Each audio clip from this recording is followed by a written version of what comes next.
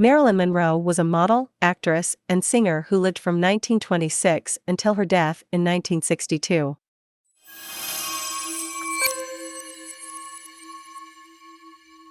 She is widely considered to be one of the most renowned women of the 20th century. Monroe has come to be seen as a paradigmatic example of feminine attractiveness and renown. She is largely considered to be one of the most important personalities in the cultural history of the United States. I am good, but not an angel. I do sin, but I am not the devil. I am just a small girl in a big world trying to find someone to love. Initially in life, June of 1926 was the month of Norma Jean Mortenson's birth. Her mother's maiden name was Monroe, and she died in 1984. Gladys Pearl Baker was her mother. Her paternity could not be established, so she was given the name Norma Jean Baker at her baptism.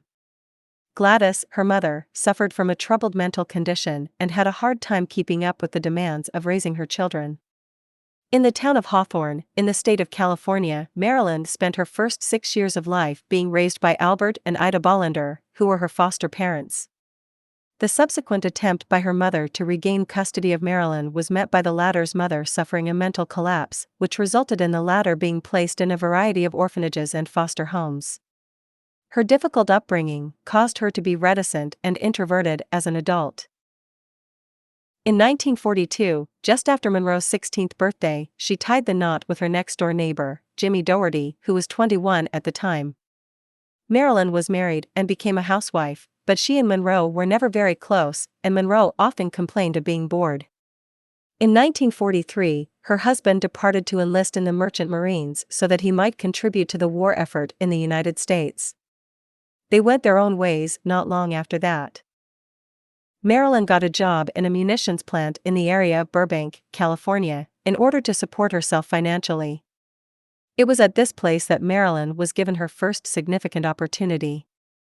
David Conover, a photographer, was visiting the weapons plant to document the contributions that women were making to the war effort. Because he was captivated by Norma's beauty and the fact that she was so photogenic, he used her as the subject of many of his shots. This opened the door for her to begin a career as a model, and she quickly began to appear on the covers of a variety of magazines as a result. A watershed moment in one's career. The year 1946 was a watershed year for Marilyn, since it was the year that she got a divorce from her young marriage and changed her name from Norma Baker to the more famous Marilyn Monroe, after her grandma. She enrolled in acting classes and was offered her first film deal by 20th Century Fox shortly after. Her early film appearances were rather minor, but she went on to play significant parts in films such as All About Eve and Niagara, as well as later films such as How to Marry a Millionaire and Gentlemen Prefer Blondes. Her breakout performances in these critically acclaimed films catapulted her into the public eye throughout the world. She became a recognizable symbol of Hollywood beauty and fashion throughout her career. In addition to being naturally photogenic, she was the very definition of sensuality, attractiveness, and effervescence. However, she often found it challenging to cope with the perks that came along with her popularity. In 1954, she wed Joe DiMaggio, a famous baseball player and a friend of hers for more than 2 years.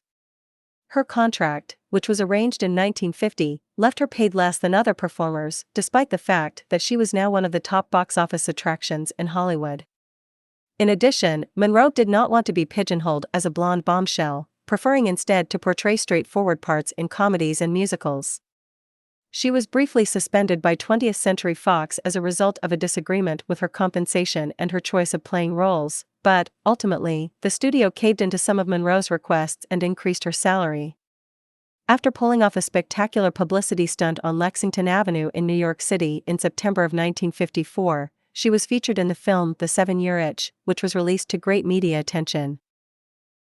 In 1955, she decided to pursue a larger degree of autonomy from Fox, so she launched her own film production company and started taking classes in method acting.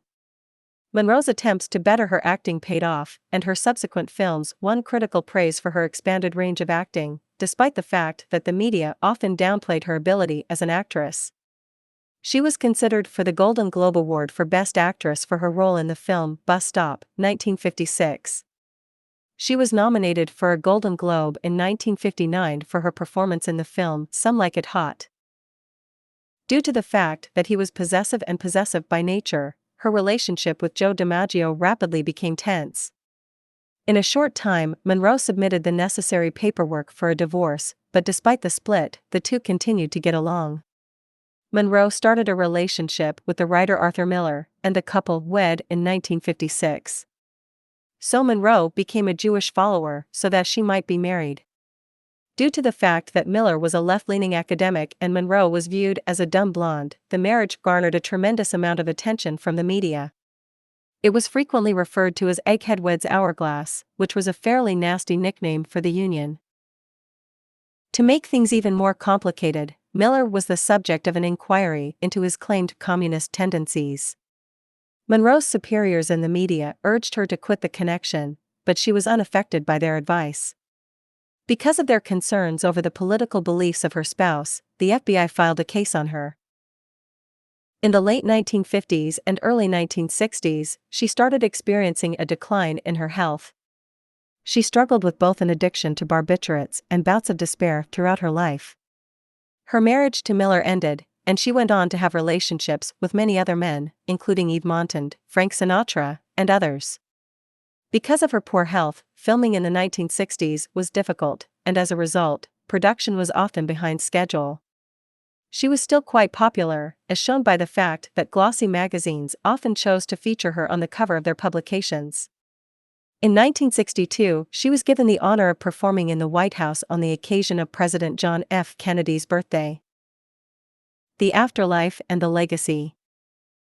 She had just turned 36 years old when she passed away in 1962 from an accidental overdose of barbiturates.